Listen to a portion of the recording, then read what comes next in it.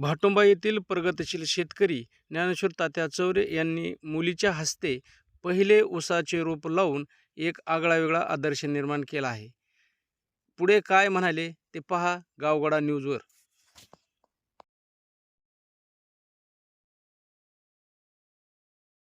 नमस्कार दादा. नमस्कार. काय आपला परिचय का दादा? मी ज्ञानेश्वर अण्णासाहेब चौरे, भाटुंबा, तालुका केज, जिल्हा बीड. आपण जे ऊस लागवडीच्या बाबतीत यावर्षी थोडा एक नवा प्रयोग या तुमच्या शेतावरती करायला लागला. हो. या प्रयोगाची चर्चा या गावामध्ये आहे, या बाजूच्या गावामध्ये आहे. हो. की थोडस वेगळ्या पद्धतीने तुम्ही ऊसाची लागवड यावर्षी करणार आहात. तर ही काय पद्धत आहे वेगळी, काय नवीन तुम्ही चेंजेस केले, त्याविषयी थोडस आमच्या शेतकऱ्यांना माहिती सांगा. पद्धत वेगळी वगैरे असं काही नाही आहे.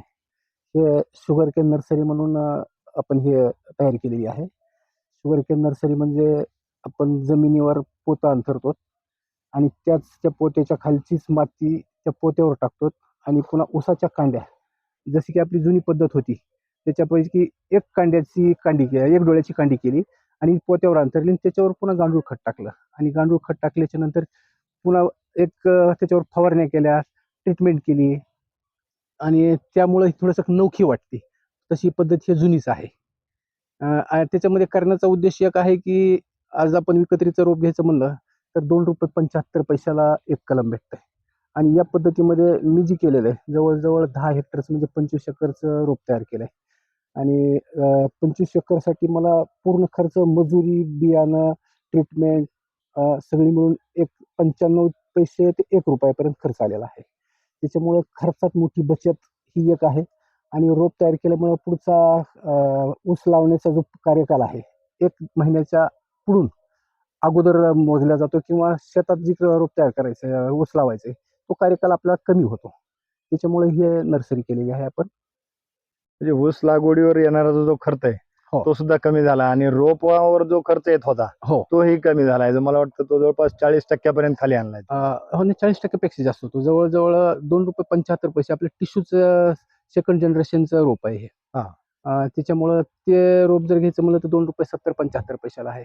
आता 3-4 व्हरायट्या केल्यात आपण इथं. 18-121 केलेला आहे, 86-032 आहे, पुन्हा 15-006 आहे आणि 10,001 आहे. 4 व्हरायट्या वेगवेगळ्या केलेल्या आहेत आणि 4 व्हरायट्या आपण टिश्यूचं सेकंड जनरेशनचं केलेलं आहे. त्याच्यामुळं आज जी रोप तयार केलं तर टिश्यूचं जर नसेल, दैनंदिनी असेल तर मग ₹2.20 पर्यंत एक कलम भेटू शकतं आपल्याला. ही संकल्पना तुम्हाला कशी सुचली की अशा पद्धतीत रोप तयार मी तसं तर मूळ खानदानी शेतकरीच म्हणेल मी. मागल्या 20 वर्षापूर्वीपासून मी ऊस रोप लावितो शेतामध्ये. पण आता नवीन AI तंत्रज्ञान आलंय. आता येडेश्वरी कारखान्याच्या मार्फत सन्माननीय खासदार बजरंग बाप्पा त्यांच्या कारखान्यानं AI तंत्र राबविण्याचं प्लॅन केलेलं आहे आणि त्यांच्या कारखान्याच्या मार्गदर्शनाखाली AIची ट्रीटमेंट किंवा AIच्या पद्धतीनं हे पूर्ण ऊस लागवड आम्ही पुढे करणार आहोत.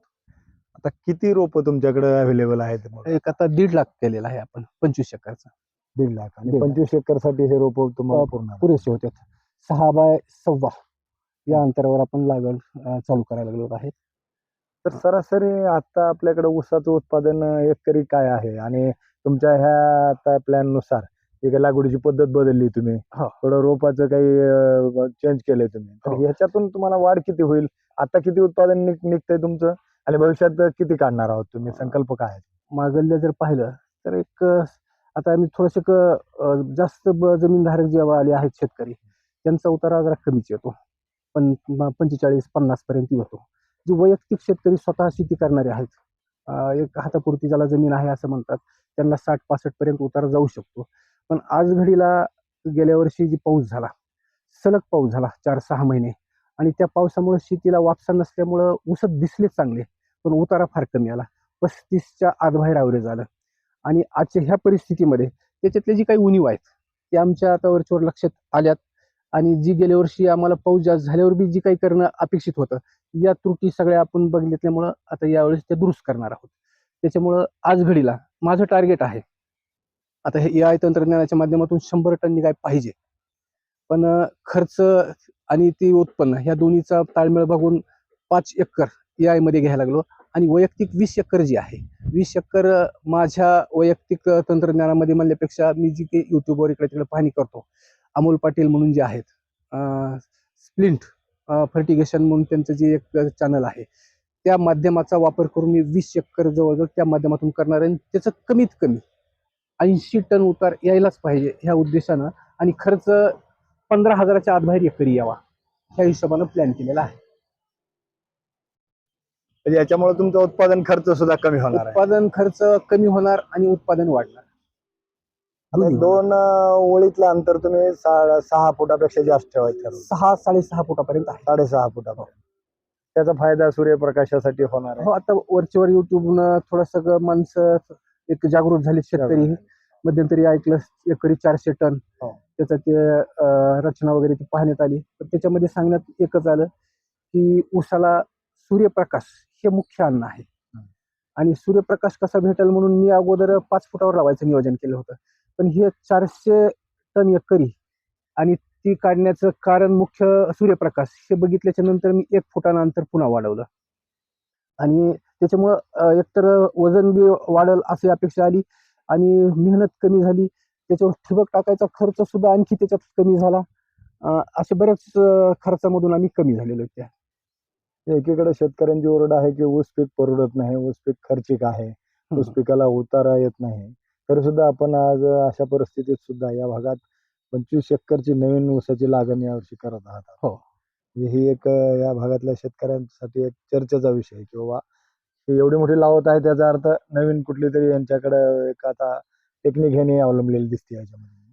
ऊस परवडत नाही हे संकल्पना चुकीची आहे. ऊसाचं जे तंत्र आहे ते तंत्र आपल्याला योग्य आत्मसात नाही केलं किंवा त्याचा वापर योग्य नाही केला तर फटका बसतो. आपण म्हणतो शेती ही न परवडणारं माध्यम आहे, व्यवसाय आहे. पण माझं मत आहे शेतीसारखा दुसरा व्यवसाय नाही. त्याच्यामध्ये वेळ फार महत्वाची आहे.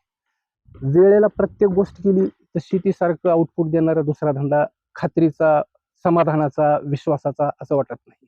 आज निसर्गावर अवलंबून आहे, पण निसर्गावर अवलंबून त्याच्यावर मात करूनच कुठलाही व्यवसाय धंदा करावा लागेल, आणि त्याच्यामध्ये आपण कमी पडणार नाहीत असं मला वाटतंय. ठीक आहे, धन्यवाद. 25 एकर क्षेत्रावर तुम्ही ऊसाची लागवड करत आहात, तर 25 एकर ऊसाची लागवड जर मागच्या पद्धतीने जर तुम्ही केली असती तर त्याला किती टन बियाणं म्हणजे बेणं लागलं असतं, आणि आता किती लागलेलं आहे? पारंपरिक पद्धत जर बघितली तर 2 डोळ्याची टिपरी करून ऊस लावायची पद्धत आत्ता सुरुवात झालेली आहे, आणि 2 डोळ्याच्या टिपरीमध्ये जवळजवळ 2 टनाच्या आत बाहेर 1 एकरला ऊस लागतो, बेणं लागतं समजा. तर आणि याच्यामध्ये बघितलं जर आपण डोळ्या हे केलं तर 800 किलो 1 एकरमध्ये 800 किलोमध्ये भागून जाते. म्हणजे जवळपास 60% जास्त बियाण्याचा खर्च कमी होतो, बेण्यावरचा खर्च कमी झालेला आहे. कमी होतो. लागवडीवरचा सुद्धा खर्च कमी, लागवडीवरचा खर्च आज त्याच्यातलं वेळेचं एक अंतर वाचलेलं आहे, वेळ वाचतो. आणि पारंपरिक पद्धतीमध्ये जर टिपरी पद्धत लावायची, आज मजुराचं एकरी 7,000 रुपये एकर ऊस लावण करतात. हो. आणि ह्याच्यामध्ये केलं तर जास्तीत जास्त 2-2,500 रुपये खर्च येतो. म्हणजे बेण्यामध्ये त्या रोपामध्ये बराच मोठा तफावत आहे, वेळ आहे. त्याच्यामुळं ही पद्धत फार महत्वाची आहे, कामाची आहे, वेळ बचत होती, सगळ्याच बाजूने सोयीची आहे. आता आपण जे या ठिकाणी रोप तयार केलेले आहेत, हे किती दिवसाच्या नंतर लागवड करणार आहात आपण? आता किती दिवस पूर्ण झालेत? मजुरामुळेच आम्हाला जवळजवळ 4-5 दिवस उशीर झालेला आहे. 25 ते 35 दिवसामध्ये लागण होणं अपेक्षित होतं. आज जवळजवळ 35 दिवस झालेले त्याला. 36-37वा दिवस चालू आहे. उद्या लागण चालू करतात. उद्या चालू करताय? हा. मग आता हे नवीन पद्धतीची लागवड जे उद्याच्याला तुम्ही करायचं नियोजन केलं आहे उद्या, हो. कशा पद्धतीने करणार आहात? कोण काय वेगळं नियोजन पद्धत म्हणजे जी काही आहे आम्ही ठिबकवर करू. हा. आणि आज आपली हिंदू संस्कृती सगळ्यात संप्रदायाला वगैरे मानती किंवा त्याचा आधार घेऊन पूर्ण आपण शेतकरी जगतो. तर ही लागवड मी माझ्या मुलीच्या हाताने पहिला 1 रोप लावून सुरुवात करणार आहे. मुलगी हैदराबादला आहे, ती आज हैदराबादहून येणार आहे, आणि उद्या सकाळी तिच्या हस्ते ऊसाची लागवड चालू करणार आहोत. उद्या ऊसाची लागवड सुरू होणार? हो. मुलीच्या एक आहे हस्ते वैरागला, ती पण येत आहे. आणि तिसरी मुलगी अमेरिकेत असल्यामुळे ती येऊ शकत नाही, पण उद्देश आहे मुलींच्या हातानं ऊस लागवड करायची आहे. ओके.